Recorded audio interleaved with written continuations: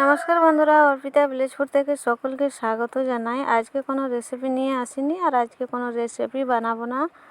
আজকে করব কমলা লেবু মাখা। আর এই দেখুন, কমলা গাছের নিচে চলে এসেছি, আর এখান থেকে আমি মাখা বানানোর জন্য কমলা লেবু তুলে নেব। কমলা লেবুর গাছটা আপনাদেরকে দেখিয়ে দিচ্ছি। সব কমলা লেবুগুলো এখনও পেকে যায়নি, কাঁচা পাকা দু রকমের কমলা লেবু নেব। কমলা লেবু মাখাটা একটু টক টক হলে বেশি ভালো লাগে। বেশি পাকাগুলো আমি নেব না। আর একদম পুরোপুরিভাবে হলুদ হয়ে পেকে যায়নি, এই সবে মাত্র পাকতে শুরু হয়েছে।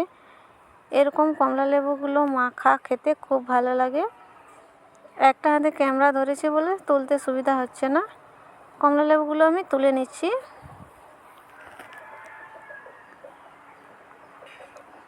এই দেখুন, একদম পেকে যায়নি, পাকতে শুরু হয়েছে।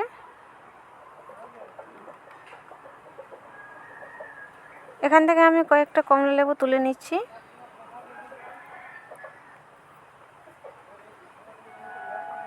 এই দেখুন, অনেকগুলো কমলা লেবু তুলে নিয়েছি। কমলা লেবুগুলো তোলার পরে আমি ভালো করে জল দিয়ে ধুয়ে নিয়েছি। সব কমলা লেবুগুলোকে মাখা করব না, কয়েকটা নেব আর বাকিগুলো রেখে দেব। একটা প্লেটের মধ্যে আমি 4টে কমলা লেবু নিয়েছি, এগুলো মাখা বানাবো। কমলা লেবুর খোসাটা ছাড়িয়ে নেব। মুখ দিকটা ছুরি দিয়ে কেটে দিচ্ছি, তারপরে খোসাটা ছাড়িয়ে নেব।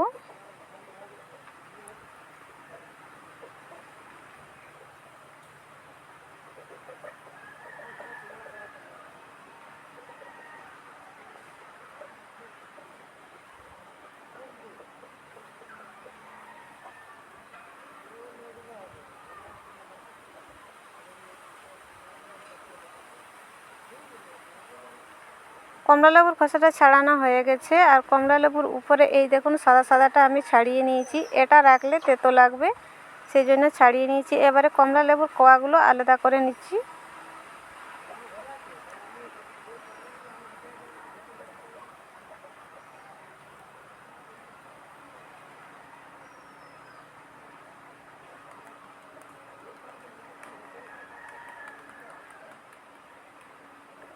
কমলা লেবু থেকে কোয়াগুলোকে আলাদা করে নিয়েছি। এবারে দিয়ে দেবো কাঁচা লঙ্কা বাটা।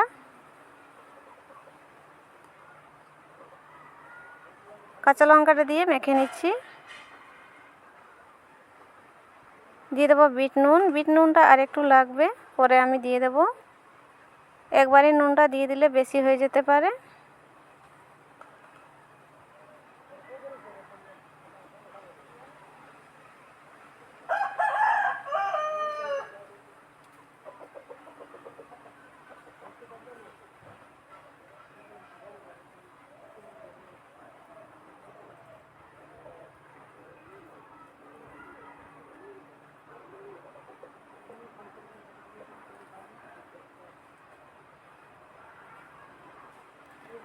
আর একটু বিট নুন দিয়ে দিচ্ছি,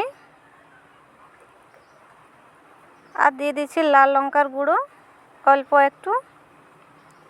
ঝালের পরিমাণটা নিজের ইচ্ছে মতো বাড়িয়ে কমিয়ে নিতে পারেন। দিয়ে দিচ্ছি সাদা নুন। নুনটা আমি হাতে করে দিয়ে দিচ্ছি, নাহলে বেশি হয়ে যাবে। দুবার আমি বিট নুন দিয়েছি। অল্প একটু সাদা নুন দিয়ে আবার মেখে নেব। মাখা হয়ে গেছে সব কিছু। অল্প সরষের তেল দিয়ে দিচ্ছি। সরষের তেলটা দেওয়ার পরে মেখে নিয়েছি। লেবু মাখা হয়ে গেছে।